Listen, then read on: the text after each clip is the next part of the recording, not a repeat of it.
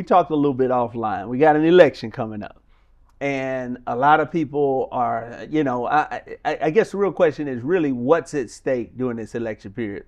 And I think you kind of lean more towards me, which was at the end of the day, while you understand that there's an election going on, but you have your core principles that you operate according to, and regardless of what happens, you're in a position to weather whatever storm. Is that correct? Or talk a little bit about that. It is. So, I've dove into kind of some of the policies that, the Harris team has proposed, and even the Trump team has proposed, man. And, I'm not a politics guy, and I don't really have a dog in this race, but it is important to kind of understand what policies can affect you, because they can affect your business and how you operate and what strategies that you're going to implement. Like, for instance, like some of the stuff that I'm hearing come out the Trump campaign is tariffs on China and some of these other things. Everything that we get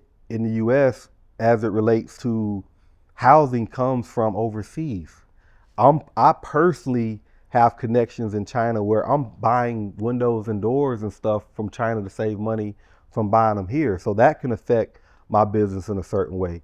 Some of the stuff that I've read coming out the Harris campaign has been, more regulations on rent increases, and more regulations on multifamilies and stuff. So as a person holding real estate, that can affect you too.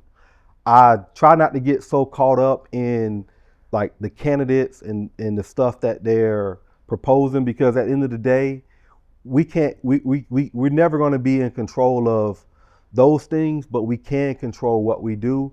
And we always just got to be creative and thinking outside of the box, how we can reinvent some of the stuff that we're doing if some of those things if some of those things affect our business as it relates to what we've been doing in the past. Yeah.